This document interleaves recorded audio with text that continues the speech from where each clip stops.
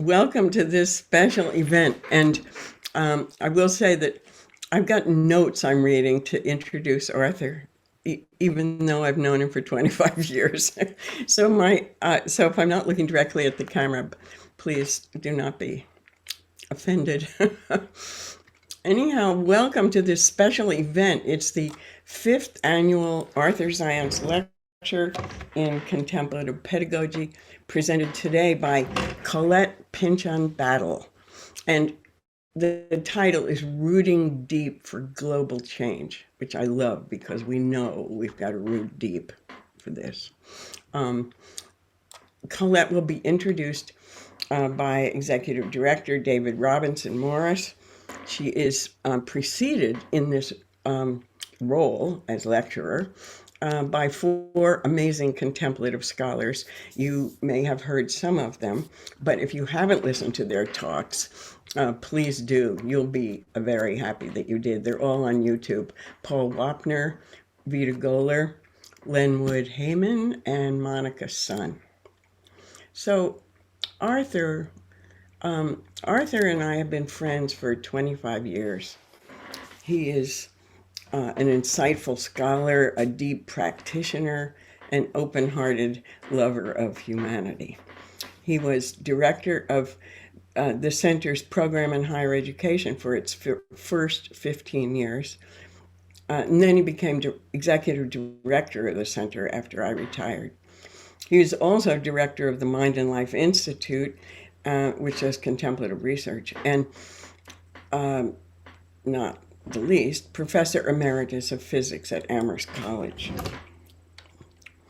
He oversaw the Contemplative Practice Fellows Program, which is the way we initiated our work in higher education, and our partnership with the American Council of Learned Societies, which included more than 100 fellows, a number of whom are signed up to be here tonight.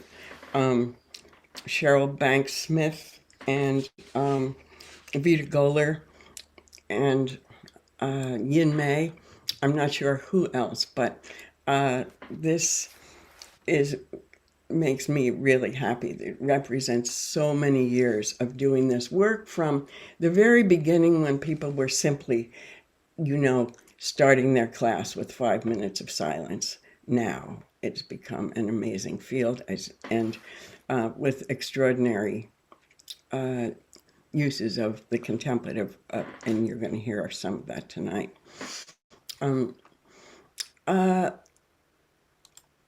Arthur became a leading voice, maybe the leading voice, in contemplative pedagogy. He designed a program bringing this work into teaching and learning centers. When we realized the limits of our ability to expand the field, to engage scholars by granting these $10,000 fellowships, you can imagine that there wasn't endless money for that. But we wanted to reach many other people. So Arthur designed this summer session that many of you are attending this week. It was, of course, in the beginning in person, but has been going on for many years.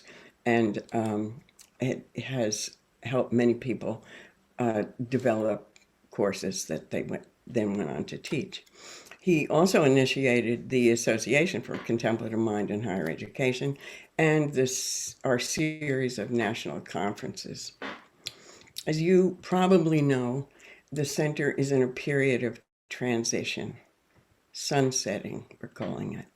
We are planning the next stage, along with everything else. We are planning the next stage of the Zajonc lectures, which will probably be a one-day event with new lectures, an honoring of past lectures, and of course an honoring of Arthur. This was Arthur's idea. So stay tuned. As soon as we figure out where we can have that, we'll let you know. So thanks to you all for being here. The movement that you're part of is so important and is the real tribute to Arthur. And thanks to Colette for delivering tonight's lecture and to the generous funders of this project, especially Fetzer Institute, Paula Sager, who I think is on tonight, Carolyn Jacobs, Barry Hershey, and Diana Chapman Walsh, who was, during some of the years we were doing this together, president of Wellesley. And most of all, to Arthur for the great gifts you've given us. So next we're going to see a 5-minute video introducing Arthur, made by Carrie Bergman. Thank you, Carrie. All right, what I'd like to do this evening is to really speak to, I could say, the theme of the future of higher education, but to do so not in a prescriptive way, but more in a kind of larger way, which really addresses the question of, you could say, what is this enterprise that we're actually doing? What is it all about? We welcome you to the Arthur Zajonc Lecture on Contemplative Education. This annual lecture honors Arthur's groundbreaking work in physics and the humanities, his commitment to teaching, and his vision of colleges and universities as places where we can find our way, in Arthur's words, to an undivided life, where compassion and care are infused with insight and knowledge.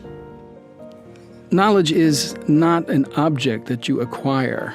It's not a mechanism that somehow you provide to the human mind. It's actually an epiphanal moment. If science is, as I'm saying, born out of these epiphanies, then I think the reflective and contemplative has a lot to offer, not only cultivation of attention, but even as a mode of inquiry, even as a way of knowing, which is, after all, the central project that universities and colleges are engaged in. For the last 40 years, Arthur Zajonc has worked at the intersection of modern physics, humanities, and contemplative traditions. As Emeritus Professor of Physics at Amherst College and Scientific Coordinator and past President of the Mind and Life Institute, he has built a body of work that includes research on the foundations of quantum physics, the relationship between science and the humanities, and the practice of contemplative education and inquiry. How is it we guide our lives and conduct our lives? Where do we find our next step? And especially for students who are forming their lives, the contemplative as a means of inner guidance, that you really begin to weigh and sort out your values gently and reflectively, can be of huge help. If we are committed to knowledge, then we ought to be committed also to exploring the world with these lenses, with this method in mind and heart. If we're going to have a perspective which is whole, then we need to bring all of our capacities to the issues that we confront, spiritual capacities as well as more conventional sensory-based intellects and the like.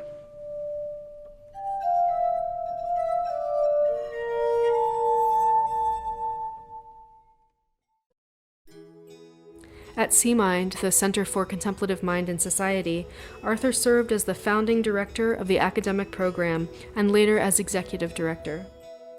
His accomplishments in these roles include initiating the annual summer sessions on contemplative teaching and learning, founding the Association for Contemplative Mind in Higher Education and its annual conferences, and leading retreats for educators. And so what's the pedagogy? What's the pedagogy for the end of suffering? And this is like, okay, we're going to do the end of suffering. But I think you have to actually reach out that direction. You have to reach somehow that far. It's all right. As long as it's not filled with pride and hubris, it has modesty about it. And even if we just take a little step in that direction. I think that when we take up the practice of contemplative pedagogy, the work that we're doing here, we're not just doing a little add-on. It seems to me that when we introduce this modality, we're trying to address that deep-set ignorance. So this is a revolution in higher education, I hope, that takes us into the future. And to be in the presence of it when I'm here with you all is a special grace and privilege. Thank you very much.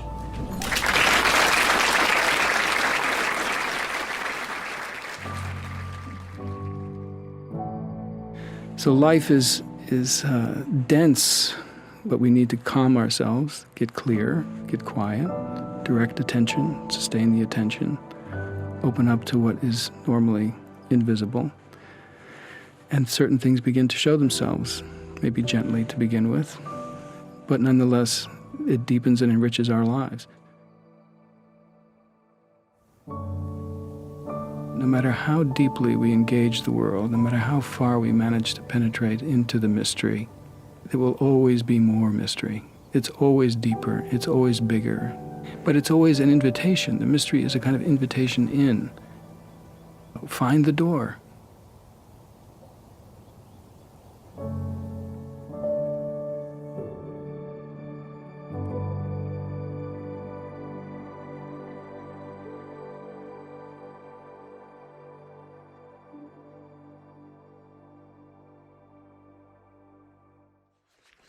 Next, our esteemed executive director will introduce our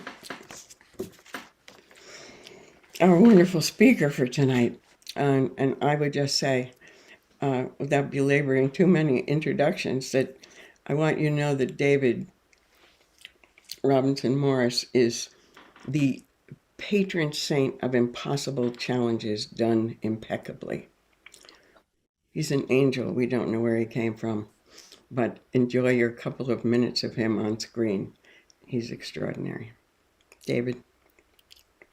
Thank you, Mirabai. Deep, deep, deep bows to you and Arthur, to whom we are much indebted for this work and for the continuation of this work in its new forms.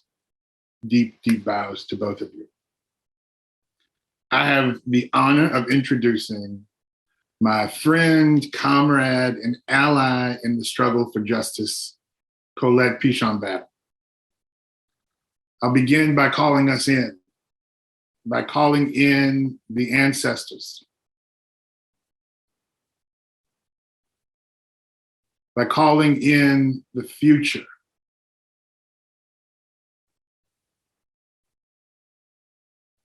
by calling all around us Mother Earth.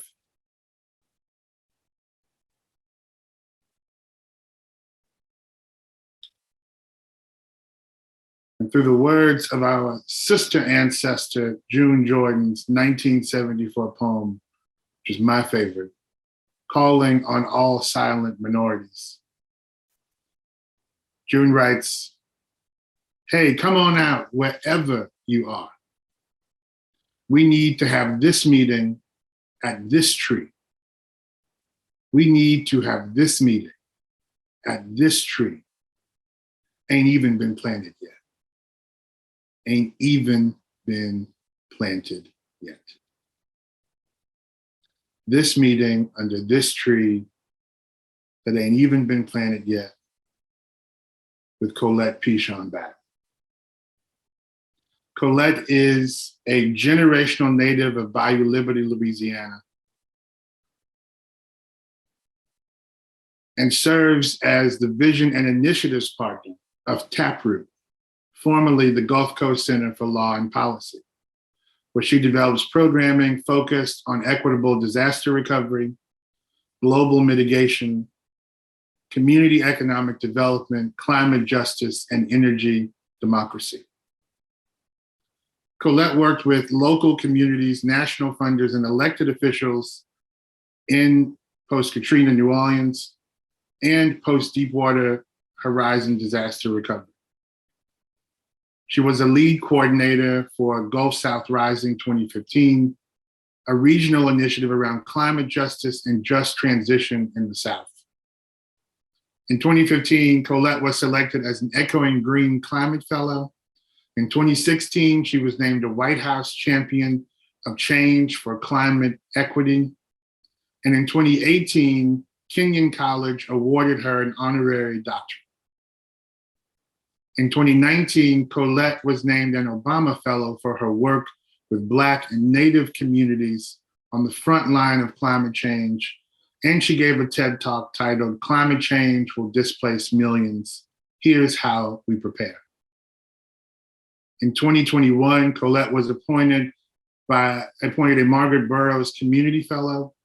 In addition to developing advocacy initiatives that intersect with race, systems of power, and ecology, Colette directs Taproot Earth's legal services in immigration and disaster law.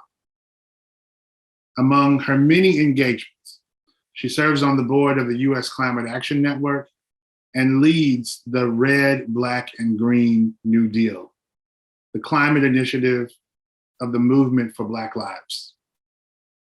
In March 2022, Colette sat in conversation with Krista Tippett and was featured on the podcast On Being. With a last name like Battle, Colette is always already ready to fight the good fight. Gratitude to you, Colette, for your work and for your offering here tonight, my friend. Thank you. Thank you, brother. I really appreciate that and the love.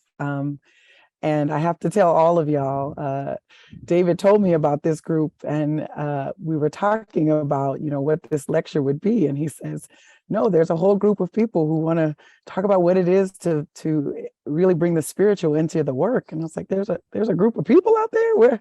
Where are these folks to bring contemplative practice? I learned that word from him into this work. And so I just want to say thank y'all for having me. I didn't know you were out there. When I heard about you, my heart did a little leap. And I just want to say, boy, if we need anything right now, it's folks who are taking a moment and taking a breath and moving in very intentional ways to, as I heard Mirabai say, find our way to an undivided life, or as our predecessor has offered. And so I just want to say thank y'all for even being this collective of people, being in this formation. I think this is really quite beautiful. I offer peace to everyone. My name is Colette Pichon-Battle.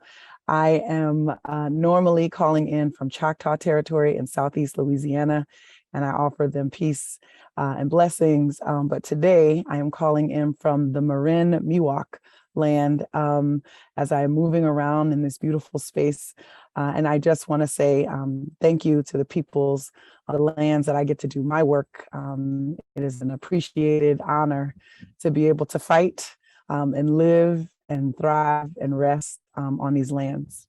And thank you, Mirabai, for your leadership, for the vision that has been the engine. I even heard you excited to see some friends. You got excited and I got excited. So for all the old friends showing up, I just want to say thank you and thanks for all the work. Rooting deep for global change. They asked me for a title. You got to go big when people give you the opportunity to just throw your own title in there. So why not go for planetary salvation and global change? Let's just go for it. The truth is, this has been my journey, rooting deep for broader and broader impact as we go. It has been a journey. It has been 17 years since Hurricane Katrina this month. And for those of you who remember that storm, many folks said that communities, families like David's and mine wouldn't be back for 20 years. The city, the place was going to take generations to come back, and they were not wrong. It has taken all of these years, and we are not back. We are still feeling the remnants of that powerful storm.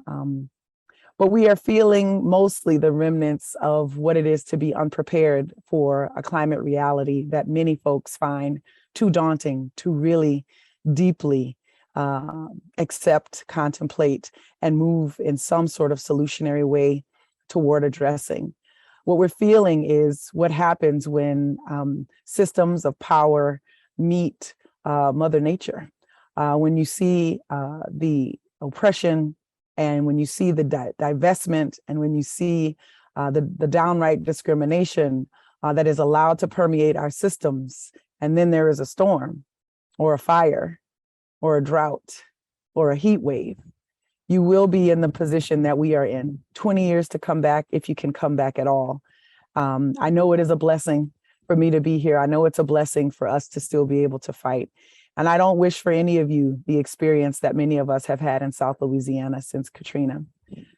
But I will say, because y'all seem like a peaceful, positive group, that it hasn't been terribly all bad. It hasn't been all bad. It hasn't been total sadness and destruction. In fact, for folks like me who were able to come home from that professional career, it's been a learning journey. It's been my next degree. I should have 22 more letters after my name, or at least 17 more letters after my name after these 17 years.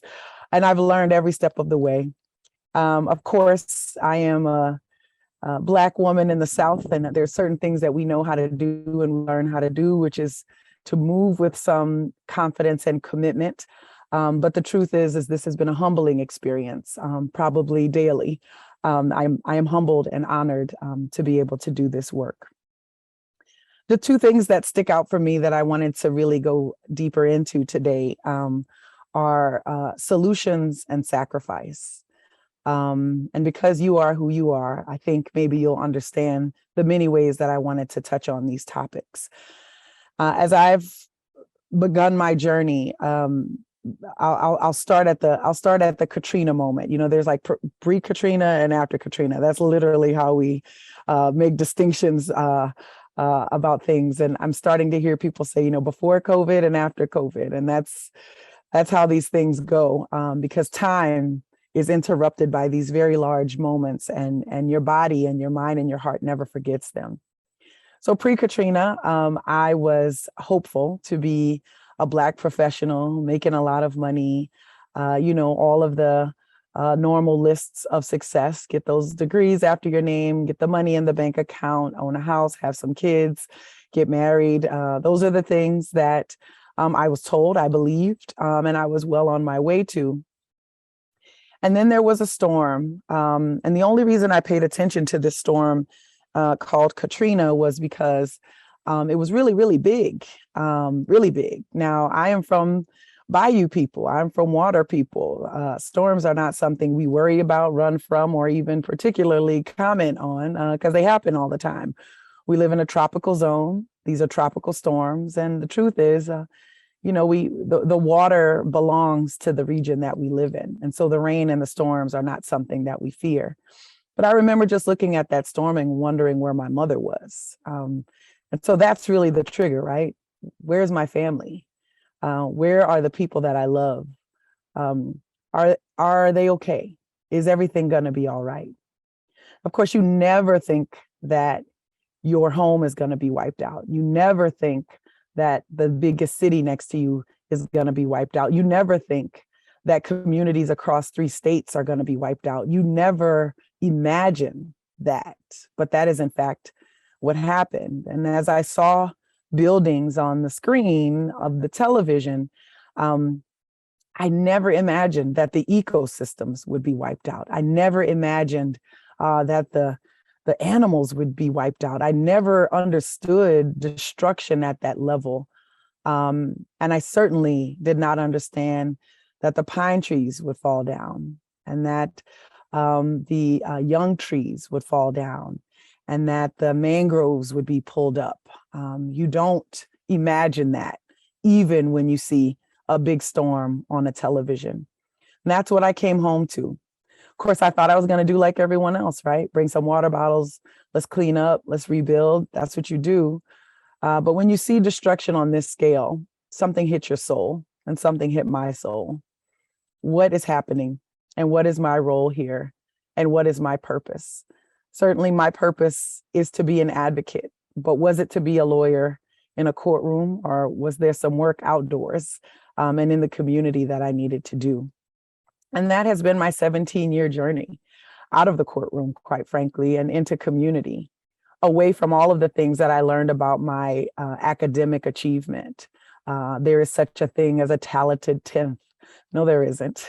There is luck at best for us who are brown and in these systems. And I was lucky. I'm grateful that I have a mother who is an educator, and not a teacher now. I mean, like an educator. You know, those people who were born to be educators, who just educate everybody. They'll educate your children at the store counter. They'll educate somebody else's kids in the store. You know, that kind of educator who she could teach anybody anything at all times.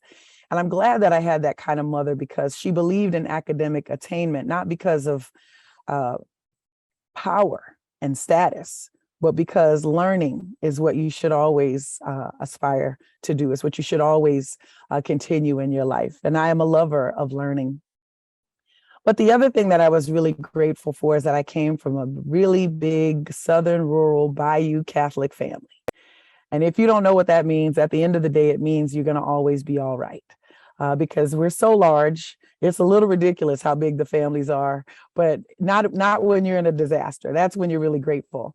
Because even when your house is down, there's somebody else's house you can sleep at. Even when your car is flooded, there's someone else's car you can use. Even when your food is out, there's some other place you can go to eat. And I began in these 17 years to really appreciate the family and the family ties that I come from, and a family that's rooted in the land and in the place and in the culture and the tradition of that place.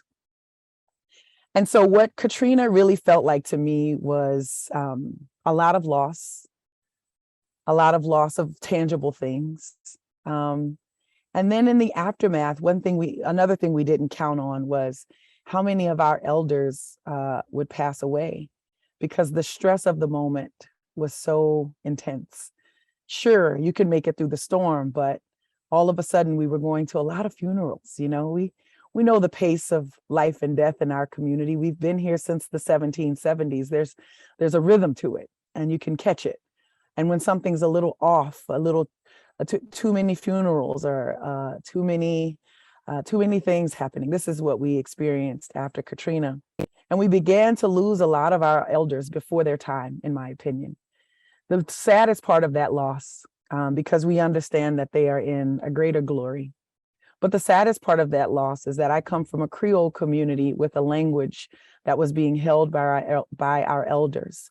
And that language was not passed on to the next generation because of the schooling that was done here in South Louisiana and many other places. If you spoke Creole, which is what my community spoke, it was beaten out of you. It was beaten out of my grandfather. He spoke it to my grandmother, but not to his children. And so did many of the other elders. But you got to hear it when you had a community event, right? You got to hear the language again. It wasn't gone. It was still there. And you were always excited to hear those funny words that people would say. There's always jokes. They're talking about you. You don't even know what they're saying about you, but it's funny because you can hear your language and you know it to be true. Well, when those elders began to pass, a realization hit me, which was that we were going to lose our language and we were going to lose our culture. But this was before I even understood how true that statement was. 5 years after Katrina, in the midst of recovery, after getting through day after day of garbage piled high, many of us were sleeping in tents and FEMA trailers. Folks were dealing with all that recovery entailed. Our grocery stores are down, our stores, everything was down. So if you were back, it was sparse. The community was trying to rebuild itself. And right when we were getting up off of our knees, the BP oil drilling disaster happened, where 190 million gallons of heavy crude oil were released into our Gulf. The saddest part about the BP oil drilling disaster, aside from the 11 lives that was lost in that explosion, was the fact that that year was supposed to be the year when so many of the coastal communities came back from Katrina. It was supposed to be a stellar fishing year. It was supposed to be the year when all of the debt that people had gone into could be repaid because the fishing was going to be that good. It was supposed to be the year we made our comeback. And we were standing up from off of our knees only to be knocked back down again. I'd never experienced this kind of loss. I'd never experienced this kind of sadness. What was happening to us? First Katrina, now BP. What was the Creator trying to say? Well, I know what some of the politicians were saying. We deserved it. We were targeted. Even some of the spiritual leaders. It's the debauchery of the French Quarter. That's why the city went down. Oil and gas industry. Oh, these spills happen all the time. They're being hysterical. I even remember some of the politicians saying, oil is natural. What are they worried about? You know, you have to receive that as these things are coming across all of these airwaves, as people continuously find ways to dismiss, invisibilize, and devalue you. And you begin to understand that the fight that we're in is not just about policy, or in my realm, litigation or lawyering. This one's going to be a spiritual battle. And the spiritual battle is going to really depend on an understanding and a valuing of people and ecology equally. Every person has to be valued the same. And everything we need to stay on this planet has to be of not just a monetary value, but a moral value as we make our next steps forward.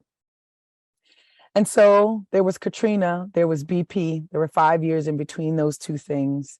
And I thought I was going to go crazy. Of course, my entire family every few months would say, when are you going back to work? That was the nice way of saying, when are you going back to a firm? When are you going to go back to lawyering? Something that we can identify. And what is this thing called community organizing that you think you're doing? Well, that community organizing was feeding my soul. And in fact, some of the lawyering I was doing was really just to feed myself, right? So there was some work to be done, but mostly the biggest work was in the community. We were all at such great loss, and we were broken. And the struggle every day was really just to get up in the morning. I remember this so clearly now because being inside of this COVID moment in our country and in our planet has reminded me of what it is to be inside of disaster, what it is to be in recovery, and all of the ripple effects that come from that. We saw a lot more loss. We saw the old people die after Katrina, but right around the BP oil drilling disaster, we saw the young people leave us, choosing to leave the planet before their time, where my parish, which is an elite white parish north of New Orleans called St. Tammany, at one point had the highest suicide rates in the country. No one paid attention to what these disasters did to the children. No one paid attention to what these disasters did to the elders, but they in fact had their impacts. And we, those of us in the middle, could feel and had to absorb a lot of loss and a lot of sacrifice. It was a tough moment. The good news is that many of us have made it through that moment. And I say that as good news only so you know, if you're sitting here in this COVID moment, in this political moment, in this moment of realizing the climate reality, there are some of us who have made it through difficult times, and we should be the ones that you follow. And the traditions that we call on should be the ones that you honor, because they've gotten us through time and time again. From 2010 to 2014, I started going around the Gulf to do these things called PMAs. And at the end of the day, it's assembling people together to talk. That's all we were doing. Except those talks and everyone giving these sessions such high marks wasn't based on my facilitation skills or even my agenda. They were based on the fact that we did what Southerners do. We gathered, we ate, we sang, we cried. And these are the things that humans must do together. You know this when you grow up in deep community. And all we were doing was rebuilding community. The biggest buildings and all of the billions of dollars that came to the ground left one thing out of their process, which was rebuilding the community. They got the buildings right, but they didn't rebuild the community. And so we went across the Gulf for over 4 years, just rebuilding community. And I remember being in Mississippi one time. This was an all Black women's gathering that we were holding in Mississippi. And a participant got some news that one of her, she called him one of her children. He was one of her students. He was killed. And she got the news when she was amongst about 40 Black women in rural Mississippi. Well, if you know anything about rural Mississippi and Black folks, you might guess what happened next. The agenda went out the door. Okay, there's no agenda in those moments. In those moments, Black women gather and they sing and they circle and they rock and they hum and they pray a lot. They pray for the souls that have been lost. They pray for the ones who have to still stay behind and bear the burden of that loss. And they heal and they take the time to do what communities must do, which is sometimes we have to be still together. Sometimes we have to honor and acknowledge what is being lost and sacrificed. before we can just move to solving a problem and what we're going to do together. That memory for me is powerful because it's when I learned, me and my lawyer self, who has an agenda with time slots on it, who had everybody's speaking points ready, had to learn that actually, sometimes you've got to do the thing that you know is right, that your tradition honors and your tradition tells you must happen. And that was really, I think, the beginning of when I began to trust the tradition and the people that I come from, while I was learning about the work, the policy, the litigation, and the advocacy and campaigns that needed to happen for us to address what was happening to our planet. And so I want to honor those Black women because they reminded me that we have to be human with each other first. In the midst of these dehumanizing moments, we have to rebuild our community and remember what it is to be equal, to love, to care, to empathize. Before we move forward in any direction, we have to just be still and stand together. 2015 followed that process, and we built a regional formation called Gulf South Rising. It was absolutely to bring climate to the Gulf South in all of its analysis. We had been through disaster. We had been through two disasters. We'd seen Katrina, what happens when stronger, more severe weather comes through your community. And then we went through the BP oil drilling disaster. What is at the root cause of this changing climate that we're all dealing with? We had not only the formula, but we have the antidote. It is here in the Gulf South that we have to stage our very first and our most important struggle. We're going to have to take on oil and gas. We're going to have to take on fossil fuels. And what am I saying? These are the largest corporations in the world. These are the most powerful people on the planet. But the one thing that was clear from Katrina and BP was that if we had any hope to save this planet at all, the fight was going to be here. The struggle was going to be here. And it was our people that needed to be at the front of the solutions to save the planet.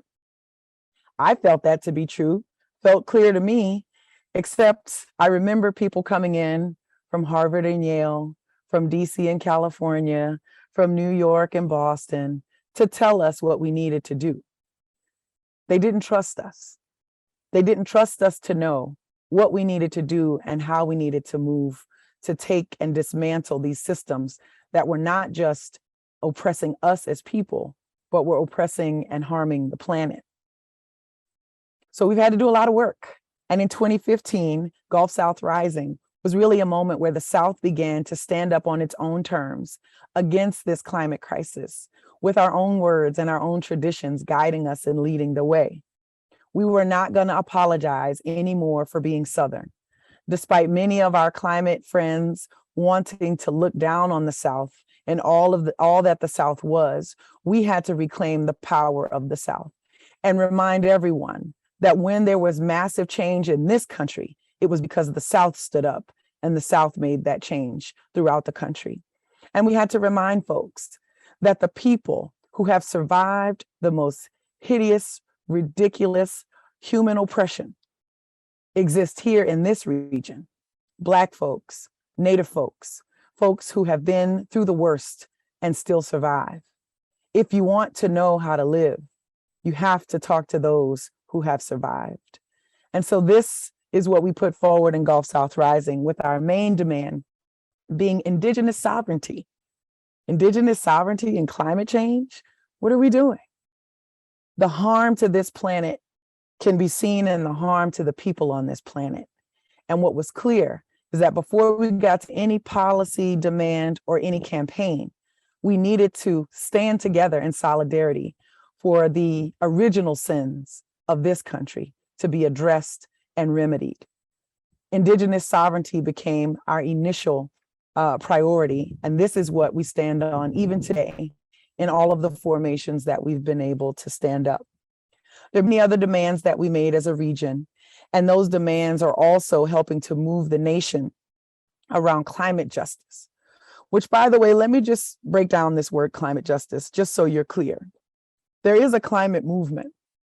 The climate movement can most often be described as mainstream white conservation movements. This is not belittling, but it is one that requires you to have an analysis of what it is to conserve a place by boxing it in, or fencing it in, or preserving it for recreational use, versus what it is to protect a place because you understand you are of that place. You are part of the ecology. There is no separation of you and the land. You are one with that land. So you get to the climate movement versus the climate justice movement. The climate movement often believes that policies and standards will get us to the solution. And while they're not completely wrong, they're not all the way right. The climate justice movement says we're going to have to transform our society and the way we live. And when you put those two things together, the policy, the advocacy, the transformation of society, we get our planet back. And I want to make sure that you understand that if you are on the side of the climate movement, the biggest shifts that we're seeing now are many members of the climate movement following the lead of the climate justice movement, because we understand there are intersectional issues, not just carbon reduction, not just greenhouse gas reduction, not just invisible things in the air in the future that we must mitigate. But there are parts of our history that have created a system that is meant to take not just me down, but to take you down too. We've got to address these systems, and we can't just fight our way to addressing them. We're going to have to use what y'all already know, these practices of belief, of contemplation, of meditation, of empathy. We're going to have to use these practices to get us out of this one, or none of us are going to survive.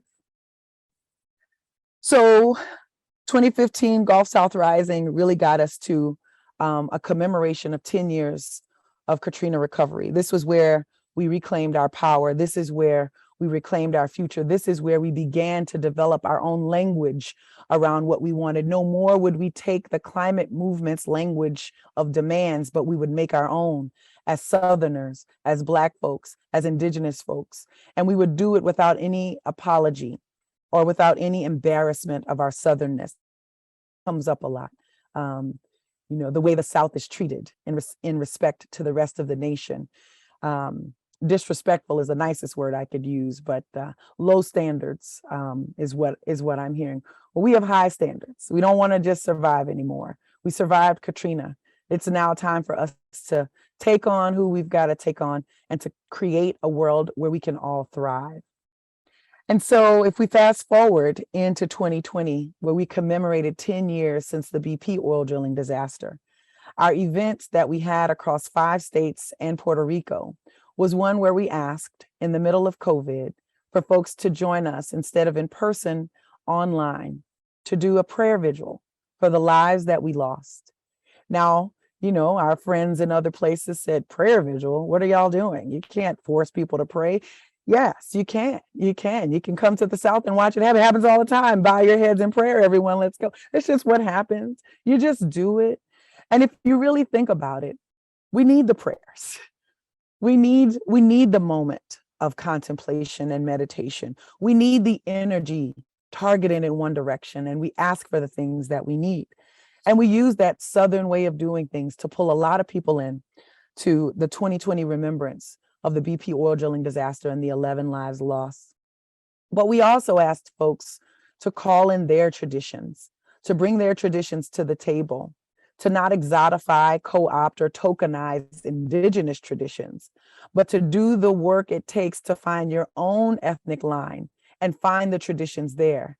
I guarantee you, even your people had a relationship with the land. And it is that we need to bring back. Yours, mine, everybody's. We're going to need all of them on the table if we want this to be a successful journey to get our planet back. And so in 2020, we set out on a beautiful pilgrimage called the Sacred Waters Pilgrimage. I remember telling David about this, and he was like, you should definitely tell them about the pilgrimage. And I was like, really? I usually try to hide it because sometimes it makes people a little nervous. How are the advocates doing pilgrimages? Well, it turns out you cannot do good advocacy work if you have not done the correct cultivation and preparation to do your work. We know that we have the fight of our life in our hands. To begin fighting with a swing or a punch means you're going to go down in the first round. To begin your fight with meditation and ritual and community means you just might win. You just might win the impossible battle.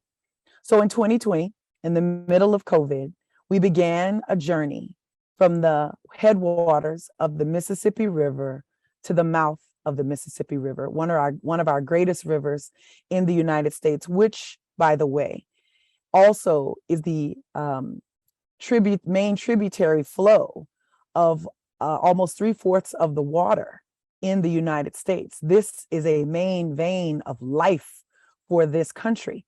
And we decided to engage with this river in a very spiritual way as part of our work for a Green New Deal. Yep, I said it. As part of our work for policy, we started with a pilgrimage on the river. Now, here's what the pilgrimage was about. It was absolutely and most prominently about the river, about the water. This river, I grew up on the Mississippi. You grow up in South Louisiana looking at the Michachebe, the big water. I mean, it's big. It's got, more than 10 currents in it. You could see them with your own eyes. How do people survive it? Many don't. It is a mighty, mighty river that you learn to respect very early on when you grow up in South Louisiana. But I had never seen the headwaters in Minnesota, where you could jump over the Mississippi River, and I can't even jump too good. You can just jump over it. It's clear, it's fresh, it's precious.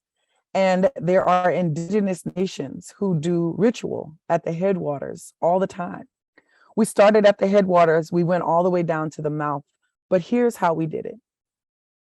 We met on summer solstice at the headwaters, and we ended on winter solstice at the mouth of the river. In between the summer and winter solstice, every full moon, we gathered on side the river to build community, to do shared ritual, and to listen to and talk to each other. Who was invited? Sorry, guys, not y'all. Y'all are not invited. We invited all the women folk and two-spirit folk to join us on this journey. Black and Indigenous women and two-spirit folk came together to go down this river in ritual, in community, and collaboratively as sisters. And so we decided to be nice to everybody else, at least twice. On the 2 solstice stops, we allowed for others to join us, of any race, of any gender, to join us in those celebrations, to open and to close. At the headwaters, we were met by African drums. I remember dancing in the river in St. Paul. There's a little island in St. Paul in the middle of the Mississippi River. And I remember dancing in the waters in St. Paul with African drumming, and a young sister who her father told her to let it rip, and boy, did she let it rip. Those are the sounds that I hear when I think about us starting in Minnesota. And we had 7 stops, and all of the stops went with a element of chakras. So I'm new to the chakra land, but what I learned was these chakras have colors associated with them. And so every chakra and every stop, we all agreed to be in the same color. Our very first stop was where we came in purple. Our very last stop was us coming in red. And we went down each of those stops through the colors of the chakra. And we met in between the 2 solstices. So every month in between, we met on the full moon and we did ritual. Black folk, Native folk, women folk, coming together to do both African and native to Turtle Island ritual at the water to ask for 2 things. We asked for forgiveness. We asked for forgiveness for what has happened to the water on our watch. We asked the water to be with us as we embarked on a new journey to try to heal our relationship with Mother Earth and our relationship with one another. Most folks don't want to acknowledge that Black and Native people have our own independent past that we have to deal with. Many Black folks were used to target Indigenous folks, and there's a history there that has to be addressed. And many Indigenous folks held slaves and were involved in a lot of the systems that were part of this country. and advance those systems. And we have to deal and reconcile that. This is what we began to do on this pilgrimage. We began to heal ourselves. We began to have the discussions that have not been held for so many years. Our communities have been silenced because if you're under the rule of white supremacy, you have to deal with what is coming at your throat. But the truth is, we weren't able to root deeply because we weren't able to get through and to a reconciliation that would allow us to join as Black folk and Native folk, as brother and sister, as siblings, as cousins in this work.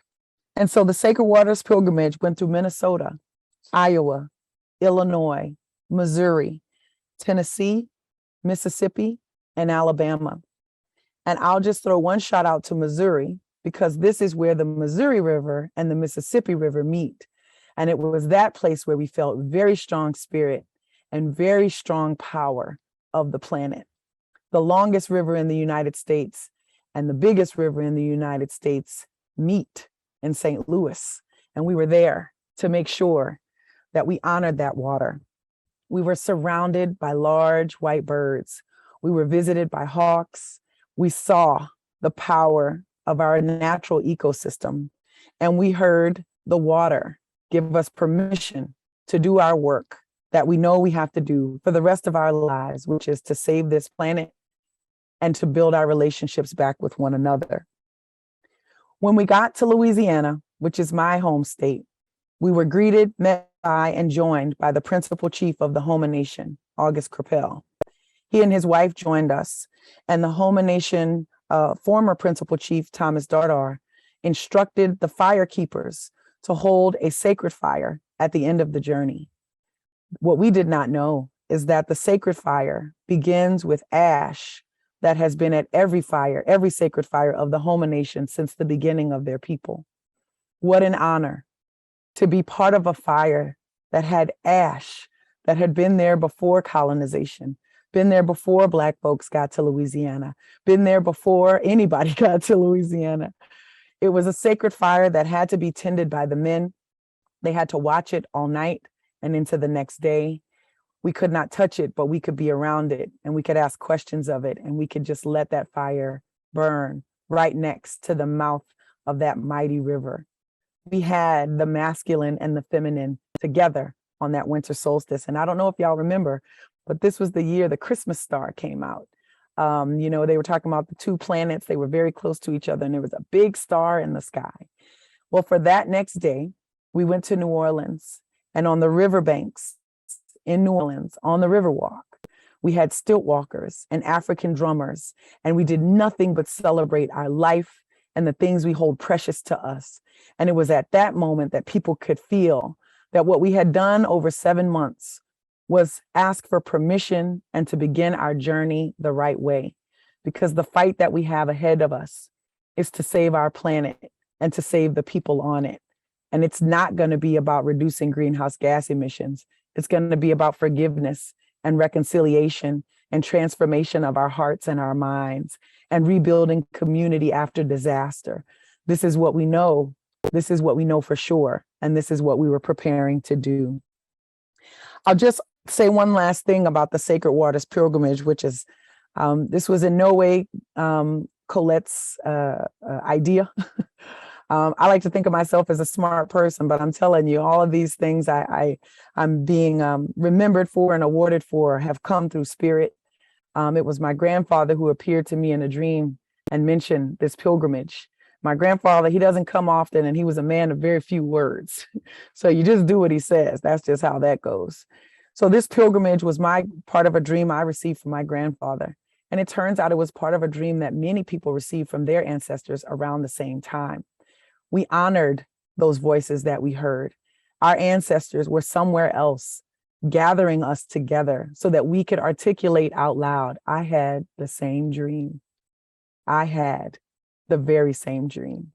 And so we did this pilgrimage, many of us, because we had received the same dream. And we did this pilgrimage as part of Gulf South for a Green New Deal, as part of our work around policies and things that need to change in our community to address the climate crisis. But we did not do the first step as most advocates do, We listen to our culture. We listen to our tradition. We listen to our hearts and our guts and our ancestors. And we use this as the starting point for advocacy and engagement. And this process was not easy. This was COVID. I don't know if y'all remember, there were like white supremacists everywhere. We're going to places like Iowa and Wisconsin and Missouri. We're driving alone. We had to have a security detail. We had to pray for our safety. We had to be careful. But what we did not do was even contemplate not doing the ritual that we had all been called to do. That part was clear, and we must do it despite of. And it was that kind of rigor and intentionality that I think has made us strong in moments like COVID, where we have to do really hard things, but we know that we have the ability and the power to do so. There are big lessons in that pilgrimage, so many, too many for me to state. But I do want to just mention that at every stop, we had hard conversations. We called them courageous conversations. And in these courageous conversations, we began with song and story, and we allowed people to really connect with each other as humans, as women folk in this work. The indigenous tribes of Iowa began to talk about the land that they lost and the farming that they weren't able to do and how they had to buy their land back just to come back from Oklahoma after the Trail of Tears. Only to hear the indigenous folk of Louisiana say the farming, the corporate agricultural practices that are happening in Iowa, not by the indigenous people, but by the large corporations, were having an impact all the way down the bottom of the river. And these indigenous nations met each other, and they looked each other in the face, and they saw the tears. One had tears because they had to fight just to get back to their land, and the other had tears because the land that they were on was being tainted by toxins coming down the river. And by the way, the sea level rise, the oceans were coming in from the other side, taking the land from the other way.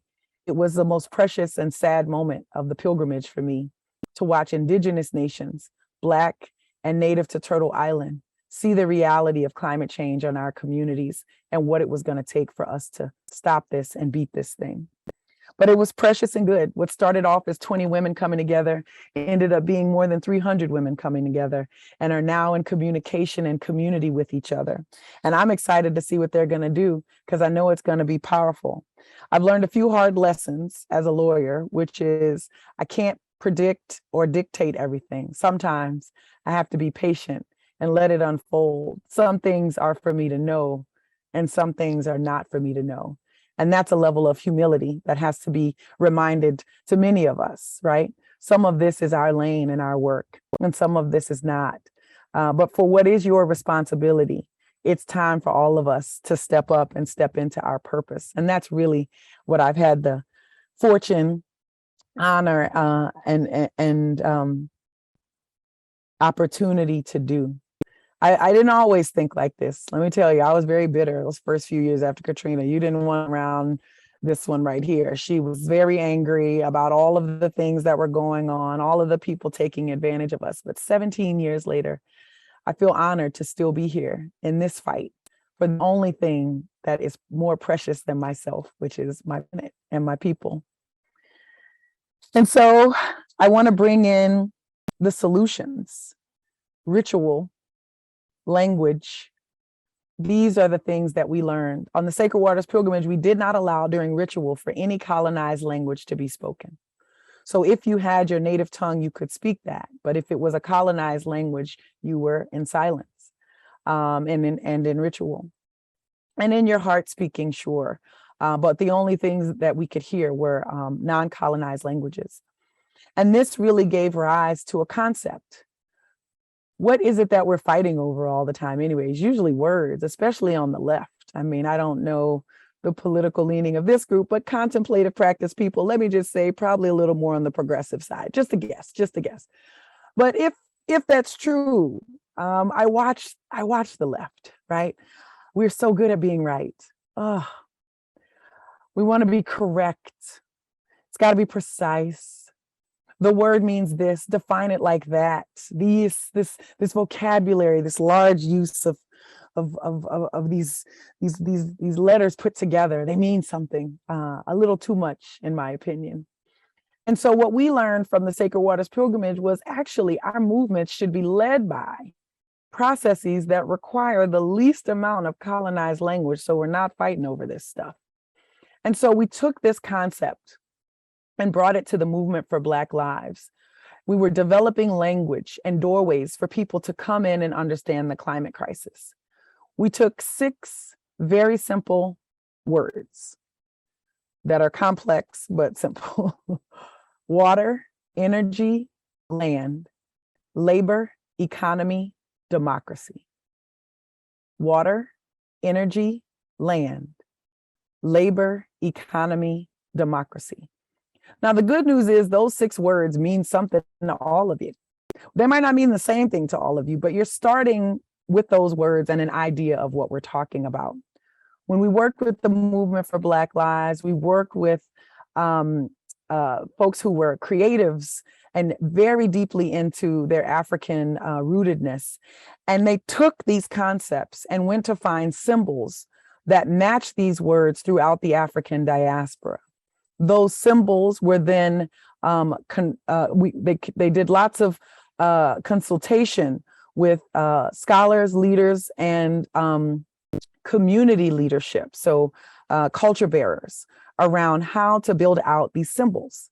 And so when we launched the Red, Black, and Green New Deal, which had the very first National Black Climate Agenda as part of it, the symbols that are associated with the Red, Black, and Green New Deal are actually symbols that come from Africa that have been tailored to fit the water, energy, land, labor, economy, and democracy concepts, so that our people all over the world, whether they spoke English, whether they could read, whether anything would impair them, they could see these symbols and understand that what we need to understand is the concept, and that spending time on being correct with articulation is not the fight we're on right now. We have bigger fish to fry. But this comes out of what we learned from the Sacred Waters pilgrimage, the concept of language and the concept of ritual. You heard me introduce myself and simply acknowledge the land that I come from, the land that I'm on. We ask for permission of these places. We learned this on the Sacred Waters pilgrimage. Oh, and I can't forget to tell you that when we were on the Sacred Waters pilgrimage, before we brought the group of women to every stop, we went to those places, found the indigenous people of those lands, and asked for permission to do ritual at the waterside. And so when we actually came to do the ritual, sometimes, more often than not, the indigenous folks of that land came to join us, came to see what we were doing. And when they did, we offered gifts to them, gifts from all over. These women were coming from all over, but the gifts had to be natural. So it was honey, it was tea, it was beautiful flowers. I remember this one stop in Memphis, this indigenous woman from Mississippi she brought like maybe 12 dozen big sunflowers because we were on yellow, and she wanted to bring that. And that was our offering into the space. And so we use these rituals inside of our work. All of our community meetings start with permission and acknowledgement. This is how we're training our staff to move. We are bringing gifts as we move, which we learn from indigenous cultures. This is all part of the work. It turns out when you're rebuilding community, these pieces of ritual are necessary for folks to engage with their hearts, not just their heads. We don't just want to talk about greenhouse gas emissions. We want to talk about what got us here in the first place. What is it about our reality that we need to change and transform? I've had to do a lot of learning, y'all. I'm a lawyer for sure. Ask anybody. She'll get on your nerves quicker than any other lawyer you ever met. I've got it in me. I can't help it. It's just how I'm trained. But I'm also a daughter of the bayou. I know the value of trees. I know the value of the water. I love getting all of the things that make noises at night near me to lull me to sleep. I am a warrior. As David mentioned, my last name is Battle, and I've just decided to just accept it. I've been trying to be a peaceful, gentler version of myself, and really what I need to do is just accept who I am. I am a warrior, but I am also a student of Southern, Black, and Indigenous struggle. There's always something to learn. There's always more to know, if it's for me to know. I am a scholar and a professional. That is absolutely what my mother wanted to ensure that I would be. but I am also a resident of a frontline space that has a front row view of what the destruction of this planet will be for all of us if we don't move our egos out of the way and put our planet and her people first. And so I have to balance these tensions, and I try my best to. I've learned that sometimes I have to take a walk.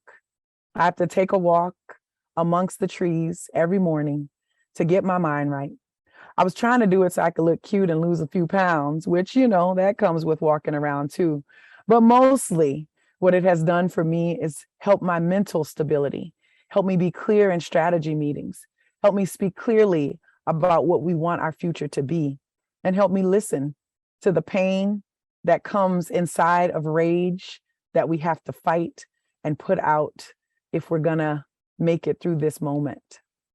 It has calmed me to be in nature. It has calmed me to be in my bayou. It has calmed me to be in my community and around my people and to listen and to sing and to sit and to walk. And I'll never forget after Hurricane Ida last year, which, by the way, struck on the exact same day as Hurricane Katrina 16 years later. I remember going for a walk after Hurricane Ida, maybe about 3 days later. And I saw some trees uprooted, and it hurt me so bad because I remember seeing the trees down in Katrina. Ida was stronger. Ida was worse. I know you didn't see the TV commercials about it, but it hurt so many people so much worse than Katrina did. They're still suffering. They're still recovering now from Hurricane Ida. But I remember what it was to see trees uprooted, and I cried on my walk, and I cried out loud. And I walked and I saw, and I went to touch this one tree that had been split in two because it was so big. It split under its own weight after the winds knocked it down. And I just cried with that tree. And I realized what I was really crying for was what was going to be lost in my community if we keep going the way that we go. And what way are we going? We're going the way of indulge, privilege, oppression, dominance. If we keep on this path, we will lose everything. We will lose ourselves. And this is what I was really crying for. Ida was one more moment than all of the storms since Katrina, reminders that our job is to remind those of you who don't live in these zones that we are running out of time. It's time to engage. And if your engagement looks like a daily meditative or contemplative practice for the energy and the good graces of the people who are on the front lines protecting your water and protecting your trees, then so be it. If that is all you can contribute to this movement, then so be it. It is good. Prayer is necessary. We need the energy, and we need you to move and pray with us. But if you are able to join in the climate movements that are happening somewhere in a city or a town or a country space near you, it is time to get out there. We are running out of time. This is about our planet. This can no longer be about money and how we value some people more than others. This has got to be about our moral value. This has got to be about the trees and the people at the same time. I want to tell you that in the aftermath of Katrina, the one thing that I noticed was that the great oaks, I don't know if y'all know what a great oak looks like. It's a very large tree, very large. It is sprawling. The branches are like massive, and they go down to the ground, many of them. In New Orleans, uptown, you can see some really beautiful ones, but they're actually all over the South, massive trees. Some of them in South Louisiana are 800, 600 years old, and they've been standing there. What have they seen? Well, I'll tell you, the great oaks did not fall in Katrina. The great oaks did not fall. A lot of trees did. The pine trees fell, but the great oaks didn't fall. And I was wondering, why didn't the great oaks fall? And it turns out that their root system runs so deep and so wide that even in the midst of a 30-foot tidal surge, they could call their cousins in the other roots down the road to send them some fresh water, to keep them steady. and to keep them in the ground. That root system is the community that holds them steady. The great oaks did not fall. The other trees did, but those did not. And they've been standing for so long. What have they seen? This should be our inspiration to root. If you don't come from a big family like me in South Louisiana, that's all right. It's time to make family. It's time to root deep. It's time to get to know all of the waterways, the natural systems around you. You don't get to not know where your food comes from anymore. You don't get to not know where your water comes from anymore. You don't get to not know where your energy comes from and how it's impacting other people. It's time to root deep in a community that is committed to saving itself and saving one another. And we won't go down if we are great oaks, if we are rooted and connected to each other. Even when we need the impossible, fresh water inside of a saltwater tide, we can get what we need to each other. And I also want to let you know that the alligators reappeared in the swamps. Now, I'm a fan of the alligator. I know some of y'all might not like alligators, but let me tell you something. They are fascinating creatures. They're older than dinosaurs, and they are still here. They're here in my neighborhood. They're in my neck of the woods. I come from the people who survive.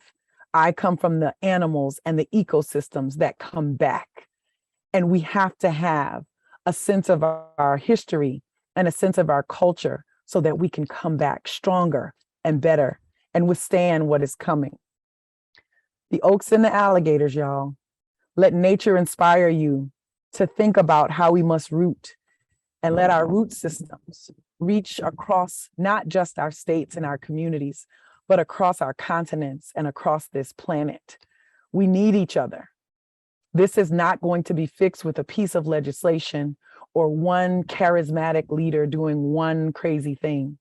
This is going to be all of us, masses, millions of us standing up to say, there is nothing more important than the planet we live on and the people's lives who are here. And this is the journey that I've been on.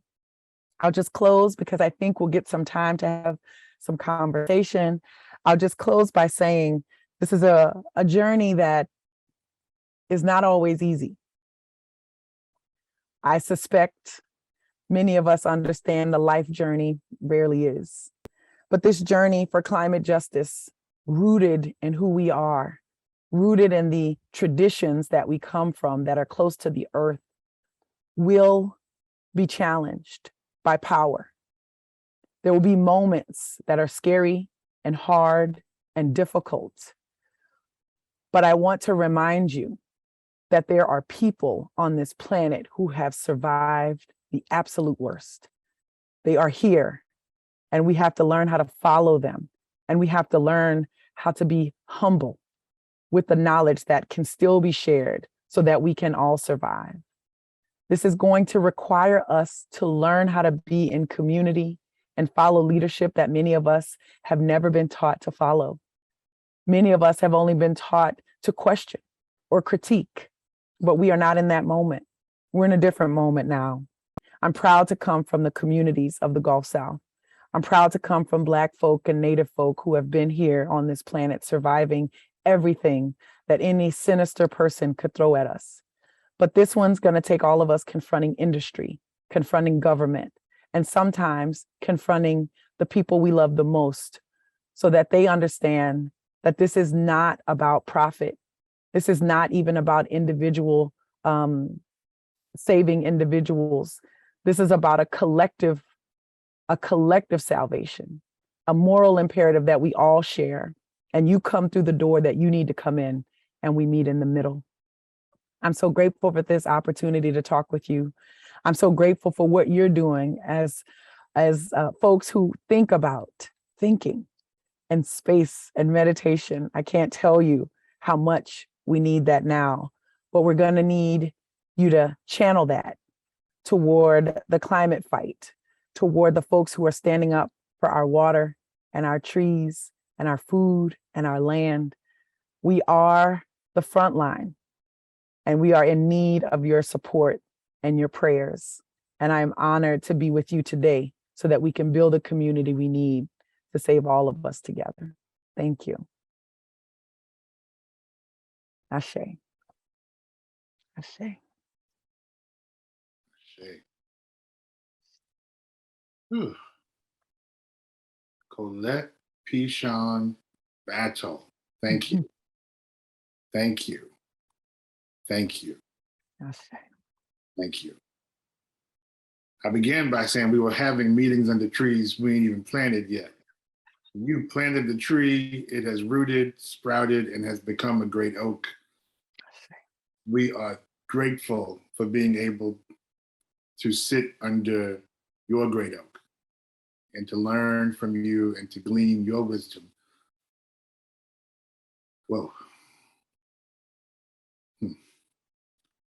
I want to, first of all, I'll say I can sit and talk to Colette all day long. And my inclination is to go into dialogue with Colette, but I'm not going to do it. I'm not going to do it. I will open the floor for questions. If you would use the hand raise feature, we will unmute you and begin the Q&A period. I ask you to keep your question brief, right? Keep your comments even more brief so that we can practice conversational justice here and allow other folks space and room to ask their questions and to voice their thoughts. So let's begin with the first person. Uh-oh, there you go. Sorry about that. Hi, my name is DeAngelique Jackson. I am a current sociology student studying at Fresno State in California. And I really appreciated this guest lecture that you've done. I think it's phenomenally just written. And as somebody who's done organizing events myself, I really respect a lot of the practices that you've incorporated along your advocacy journey. So I just had two really quick questions. Earlier, you had mentioned the intentional effort to unite Black and Indigenous folks together along your journey. And I thought I'd heard you say that the relationship didn't work the way that you all had intended towards the end. And if I misheard you, I'm wondering if you could clarify and maybe even expand on how that like inter-community just connection or relationship building worked for you all. And then secondly, could you expand a little bit more on the difference between climate justice and I think you said climate change advocacy? I want to make sure that I understand the difference between those two terms. And I thought it was beautifully put. I just want to make sure I can get it down accurately in my notes. So I appreciate it. And again, thank you so much. Thank you, sister. I appreciate you. I'll go to the second question first, which is there's a climate movement and a climate justice movement. The climate movement comes out of the environmental movement, conservation, preservation. Think about the land without the people. That's a way to understand it. National parks, preservations, preserve the place for privileged humans to go and visit for their recreation. That is conservation and preservation in this country, and especially how it's shown up in our laws and our policies.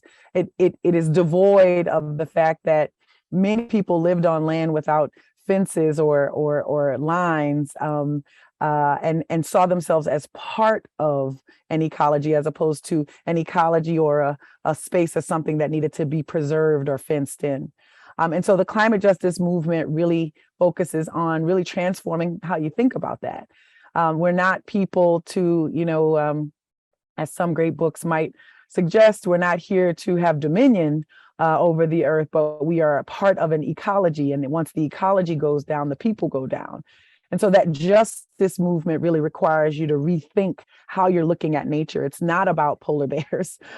Not just about them. It is about them, and it's about us too. And it's about what the polar bears tell us, because we are cousins. And if they go down, we go down. And you have to be able to talk about it in a way that brings people and nature together, which is often what the conservation movement is missing, and often what the climate movement is missing. The climate justice movement, you'll see them over and over again say the people's power, our power, it's the people coming together, transformation. You'll hear those words in the justice movement. There are things, there's good forward motion there, but still a lot of work to be done. We just have a piece of legislation right now where the climate movement is celebrating some of the largest investments in renewable energy and climate that we've ever seen. And the climate justice movement is adamantly against the legislation because it sacrifices Gulf communities and Cancer Alley in Louisiana and all of these folks who live next to it. It's a tension within our own team. And it's something we have to be aware of because we've got to work through it. And we can't keep sacrificing each other. And we've got to learn how to look at this differently. I'll just say on the Sacred Waters pilgrimage question, I think the relationship that we didn't expect were that Indigenous people would have such a need to connect with each other. I knew that Black folks and Indigenous folks needed to connect because I can see the tensions that exist within our communities as we work to do disaster response, to do any number of things.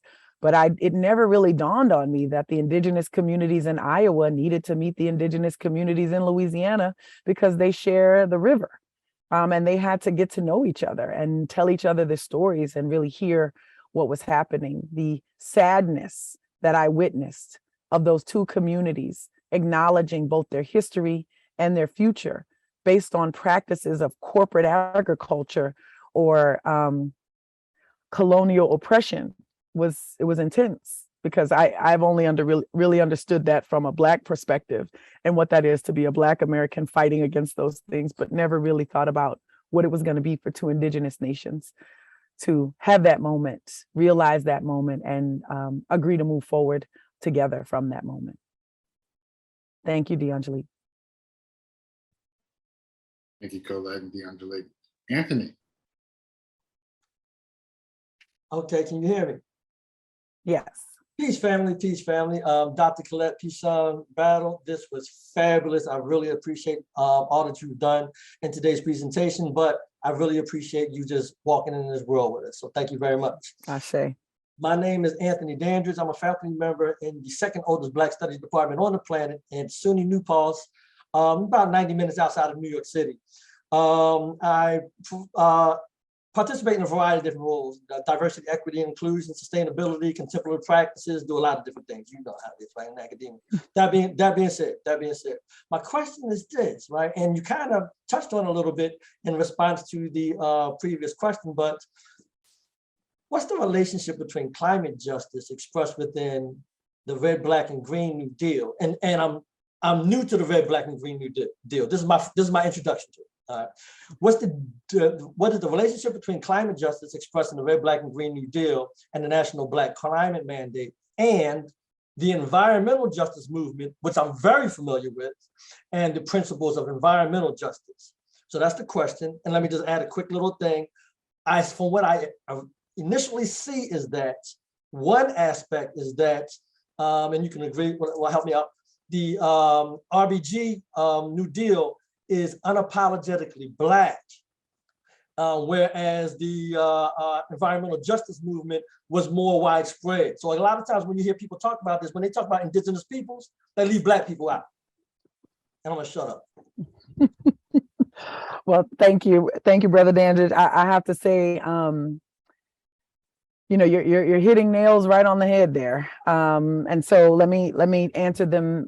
Let me come from the back end on that one, which is the environmental justice movement is a POC movement, a person of color movement. What we know for sure about toxins in the United States and globally, but in the United States where we get the statistics, but it is 80 times more likely for polluting facilities to be near Black people.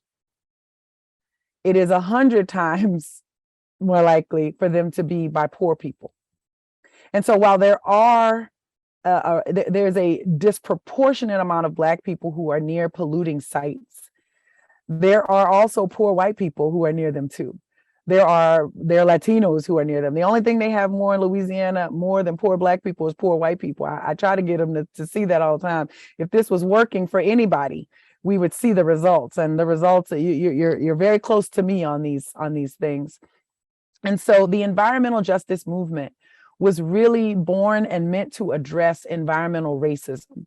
They shifted it to environmental justice because in movement language, you don't simply keep restating the problem.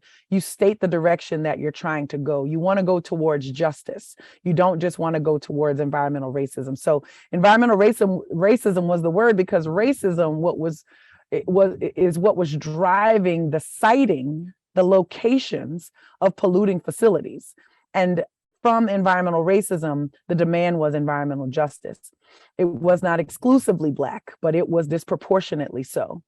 That movement gave rise to the climate movement because it turns out that the very places that you're seeing this disproportionate pollution is also responsible for the massive greenhouse gases that are being emitted.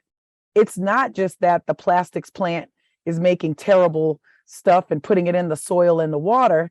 It's that the plastic plant releases methane and there are carbon implications to this. And it turns out that these industries are rooted in the fossil fuel economy. And so many of you might remember this. I was just talking to somebody the other day that there are people, I was telling a youngster, used to be a milkman. He didn't believe me. Used to be a milkman who brought milk jars and an ice. We were talking about the ice box, and they brought the block of ice. And you have to think about, when did we start using so many plastics? We started using plastics when the fossil fuel industry wanted to figure out how to make more money off of its waste product.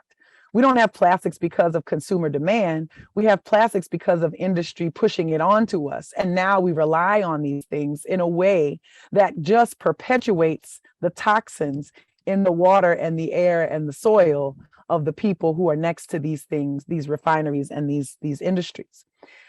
The Red, Black, and Green New Deal has completed itself, has run its course. It was the process of bringing climate into the movement for Black lives. We knew one thing was for sure. The M4BL, the Movement for Black Lives, who had one of its main strategies of divest, invest, fit directly on top of what many climate leaders were doing. Now, most folks who look like me get put into the environmental justice movement. I'm not an environmental justice expert. That's not my realm. I can't tell you benzene from ethylene from toxins, which is what a lot of the environmental justice folks can do. They can tell you what's in the water, what's in the soil, and what's happening. I came in because there was an industry who is responsible for the extreme weather that we're seeing that my community had to recover from. And so I have to understand that if we're going to reach climate justice, we have to actually achieve environmental justice. You can't just talk about reducing greenhouse gases and carbon and methane. You've actually got to talk about reducing the pollution overall in the water, in the soil, in the air, because it's not just about reducing greenhouse gases. And this is where the climate movement and the justice movement have real big fights. If you just focus on carbon, you leave the pollution and the people who are sitting next to it. We've got to do something a lot more robust. We've got to have a deeper analysis here, and that is really going to be around value. And when we get to the conversation of value, we're absolutely talking about the economy. We're talking about an economy that says extract and take until there is nothing else there, and then make money off of the waste or the things that have been laid to waste. This is our economy driving us into this. And the Red, Black, and Green New Deal said, we're seeing the repercussions of an extractive philosophy, not only in police taking lives from our community, but in industries taking fossil fuels from our land. The taking is the same. We need to stop investing in things that harm us, divest from the things that harm us, and invest into the things that make us whole and make us sustainable. And this is the same framework you can use for policing. You can use it on the environment. You can use it on many, many other things. So the Red, Black, and Green New Deal was not really meant, the main goal was to bring more Black people into the conversation of climate that the white climate movement has made about polar bears and sort of inanimate objects and invisible gases. And it was to say, if we care about Black lives, we're going to have to care about these environmental issues. We're going to have to care about these climate issues, because Katrina showed us that an environmental issue can turn into a massive social injustice very quickly. And so this was the approach. The National Black Climate Agenda are the demands. We did a collective process across the nation to come up with the demands from a Black perspective of what we wanted to see. And I'm honored to say that I got to hand that to Secretary John Kerry at the Climate Talks last year, where the last section of that document is what the U.S. needs to do internationally. And we call for the elimination of all debt. We call for the recognition of all sovereign nations. This is what we're calling for if we're actually going to solve the climate crisis. So there's a lot there. We were excited to work with the Movement for Black Lives. We are excited. There's a Black Hive that has been created that is moving outside of that. And we're going to continue the work. We did the Red, Black, and Green New Deal. We did Gulf South for a Green New Deal. We did Southern communities for a Green New Deal, because as far as we're concerned, we need everybody everywhere. And that was our wonderful entree into Black space. Thank you, brother, for that question. Appreciate you. Thank you, Colette. Thank you, Anthony. We'll take a couple more questions and then we'll close out for the night. Anyone have any burning questions here? Comments? We've lulled them to a peaceful place in the contemplative. I do have a quick question. Yes, I'm not sure if we were already given access to it, but I'm wondering if there's contact information or any socials that you'd be willing to share with us. That way we could stay up to date with your journey. I would personally love to connect with you and learn more about your work. Oh, I would love that. Yes, thank you. My comms person is going to be so glad that you asked that question, because I never remember to say this.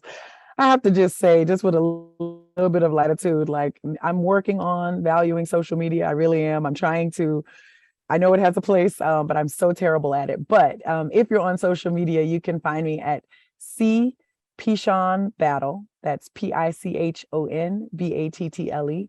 Pichon-Battle on all of the handles.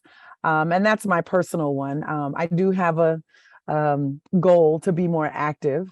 And also I work closely with David in Louisiana. And so we've been talking about how to come together. And I certainly want to encourage you to be in touch with him. If we want to be in touch directly, always happy to do that. And then the last thing I'll say is we have transitioned our organization that used to be called the Gulf Coast Center for Law and Policy into what is now called Taproot Earth. And the Taproot Earth is our new name because the taproot is the one root that grows straight down, and all of the other roots from it grow outward. And this is our intention in the world, to grow closer and closer, deep into the ground, and spread out. We have shifted from being a local organization that works regionally into being a national organization that works globally. And you can follow us on all of the socials. Look for Taproot Earth. We're just birthed as of July 1. So really excited about this transformation and this phoenixing. But we really do encourage you to follow us. I'll mention that we're going to the climate talks in November, and that's when we'll really start kicking up, where we're bringing together lots of frontline voices. So be on the lookout for that. Yeah, thank you for asking that. And, you know, for those of you who are interested, you know, there are a lot of great conversations happening in a community near you that are really about how we change. There's a set of principles called the Hemez Principles, JEMEZ. The Hemez Principles are what a lot of climate organizations have adopted as principles of working together. They are Hemez Principles for democratic organizing, and they say things like be inclusive, work together in solidarity and mutuality. But there's one that says you have to have a commitment to self-transformation. And this has been my guiding principle for this entire process. A commitment to self-transformation means two things. One, you got to admit that where you are, no matter how old you are, wherever you are in this moment, there is still more to do and more to go. You're not done. There is work. You can always be better. You could be stronger. You can be more gentle. You can be more forgiving. There are lots of things you can work on yourself.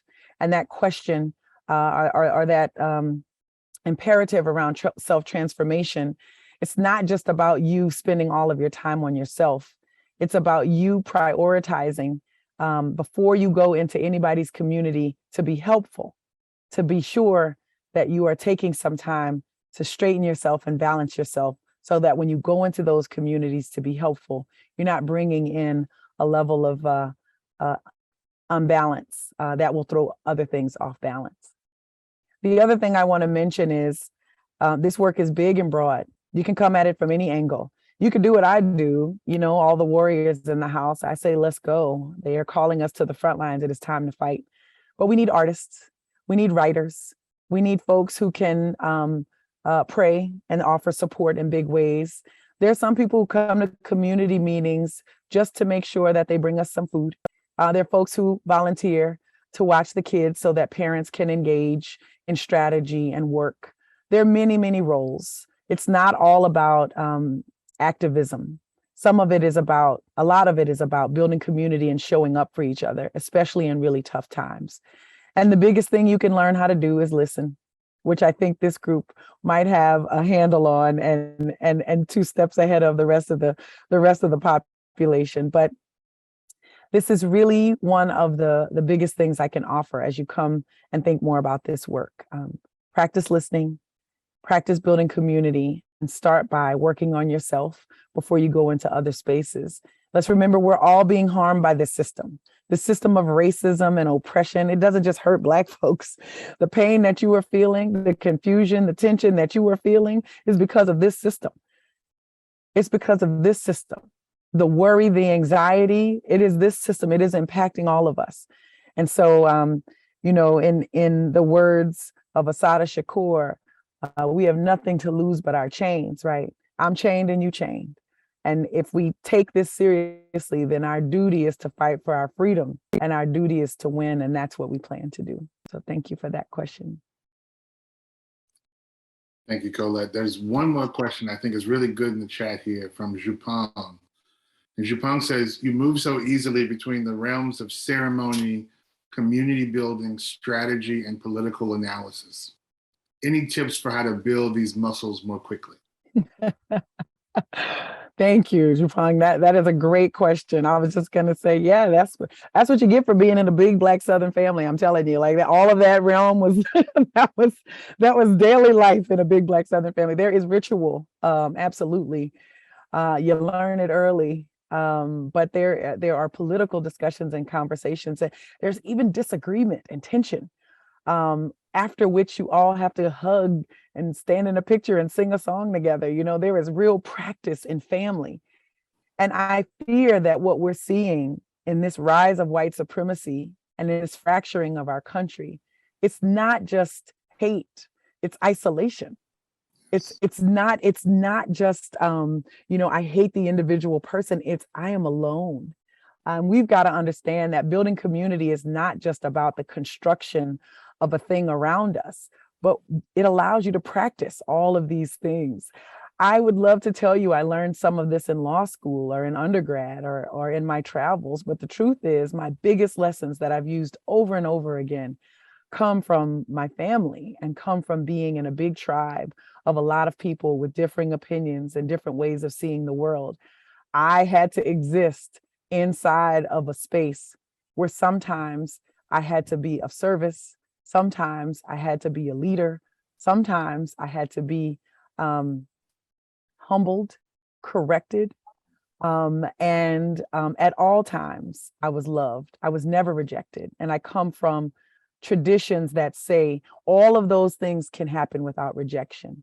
But look at our society now. As soon as somebody messes up, they're rejected. These are principles we use in our work. We cannot dispose of plastic water bottles and we cannot dispose of people. This disposable culture is part of a same cycle that we have to break. And guess what? Somebody is going to get on your nerves. Somebody is going to make you angry. How do you move through anger and tension toward a shared goal? Because if you can prove to people over and over again, I mean, this is what the Christian faith tells you, right? God is going to forgive you and love you anyway. What happens when we practice that? We're going to forgive you and love you anyway. It's hard, y'all. I am not in any way saying these are easy things. They are not. And I am challenged daily.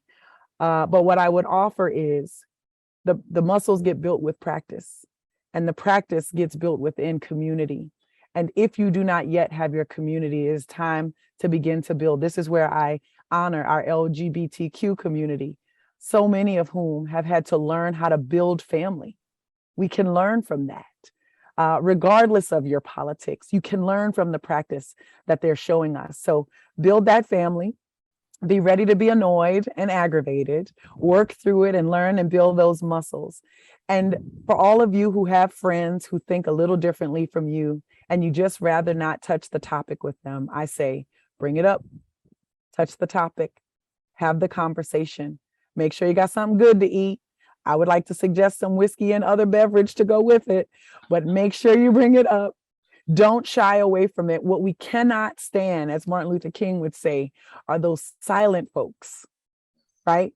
It's going to be the silent folks that at the end of the day will be the turning point. We cannot afford for silence anymore. We need courage to build the muscles. And everybody who's been to the gym knows that those first few months of building those muscles don't feel good. But we've got to get ourselves back to health, to human health, to human morality, and to taking care of each other. We all need each other.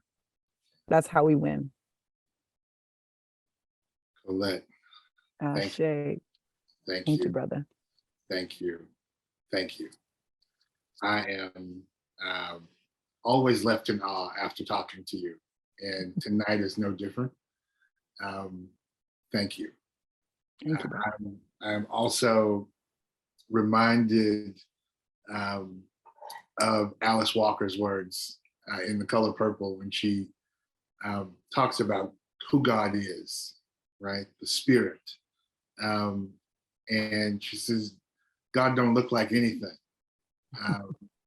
God ain't a somebody, but an it, right? And it encompasses everything, including yourself. And then she goes on to tell us that her first step, right? This is Seeley talking, from the old white man as God, was trees, then air, then birds, then other people. She says, but then one day, when I was sitting quiet and feeling like a motherless child, which I was, it came to me that the feeling of being a part of everything, not separate at all, that was spirit. I knew that if I cut a tree, my arm would bleed. That's right. You and I, everyone and everything, connected, deeply rooted, entangled together on this rock, on this living ecosystem we call Earth. That's right. I want to thank you again. I want to thank all of you in the audience tonight. I want to, in Mirabai's words, give you deep bows to Mirabai and to Arthur for their work that will continue even as CMind moves into our sundown. We wish for you, hello Coltrane, we wish for you to be still, to trust in the infinite, to remember our shared humanity, to be community, to challenge everything, and be of good courage. Good night and be well.